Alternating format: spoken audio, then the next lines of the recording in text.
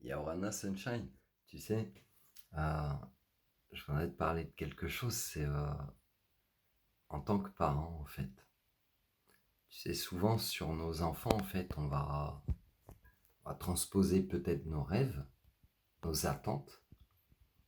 Peut-être qu'on va leur imposer des façons d'être aussi, des façons de faire, qui peuvent mettre beaucoup en colère les parents ou les enfants. L'école leur imposera déjà ça et ne leur enseignera jamais la confiance en eux. L'école leur enseignera la compétition, euh, d'écraser les autres en fait, pour être, pour être par le paraître, par le je possède, je suis mieux que tout le monde. Complexe de supériorité qui dénote, qui connote, c'est marrant, qui dénote et qui connote. Mais ça veut dire la même chose à l'envers en fait. Euh, qui dénote en fait le complexe de supériorité, il dénote ou il connote un manque de confiance en soi. À, à contrariori, c'est-à-dire à l'inverse, je suis chiant. Je t'invite à faire des recherches, Sunshine, sur le vocabulaire, parce que la langue française, on a quand même une putain de belle langue, mais mais en fait, quand tu comprends pas tous les mots qui peuvent être utilisés, les sens ou les différents sens qu'ils peuvent avoir, ou comment tu peux jouer finalement avec la langue française, ça peut être vite un labyrinthe si tu veux. Et donc on arrête de se perdre, on revient à qui dénote et qui connote. Le complexe de supériorité qui dénote et qui connote un manque de confiance en soi, a contrariori, donc ça veut dire à l'inverse, hein, c'est pour ça que j'ai dérivé sur la langue française, a contrariori, le complexe d'infériorité dénote ou connote quelqu'un qui a en fait une énorme confiance en lui, mais qui a été tellement mis en doute de lui-même, brimé, peut-être pas mis dans ses capacités, parce que regarde, les enfants, en fait, ils arrivent à l'école et en fait, je t'ai dit, l'école, elle n'enseigne pas, elle enseigne certaines bases, on va dire.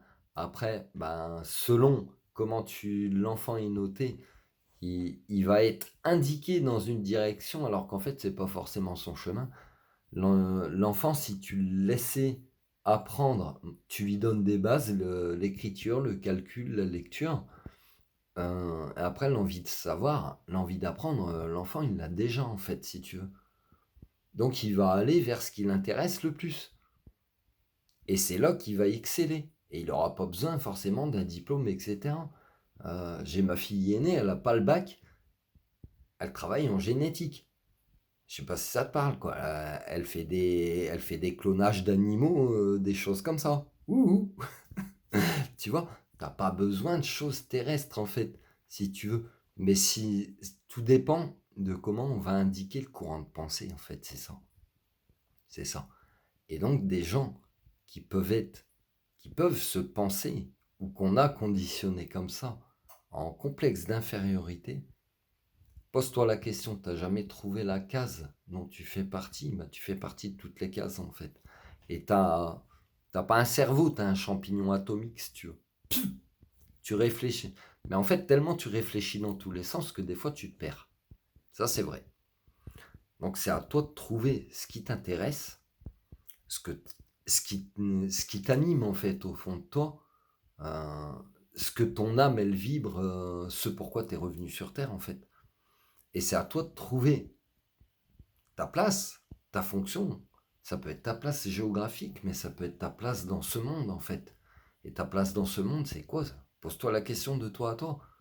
Ta place dans ce monde, bah, c'est qu'est-ce que je suis revenu faire là? Je te le dis souvent, les 4 questions. Qui je suis? D'où je viens? Où est-ce que je vais? Et qu'est-ce que je suis revenu faire là? Et quand tu as la réponse de toi à toi à ces 4 questions, tu auras déjà fait un bon pas en avant sur la compréhension de ton évolution. Et ça va t'aider grandement parce que quand tu trouves ta place, ta fonction, qui tu es, d'où tu viens, bah forcément que ta réalité dans ce monde, elle va changer, puisque tu comprends plein de choses. Et puis aussi, ton état d'être, il va changer. Parce que c'est pareil, tu auras compris plein de choses sur toi-même. Donc en ayant compris plein de choses sur toi-même, en ayant peut-être voyagé un peu, etc., tu auras aussi guéri certaines choses ou acquis certaines choses.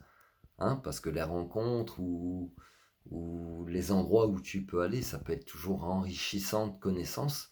Parce que tu es quelqu'un aussi qui a toujours une soif d'apprendre. Peut-être pour ça que l'école, comme tu l'as vécu, elle te convient pas parce qu'on t'a pas, on t'a conditionné, on t'a fait apprendre des choses par cœur.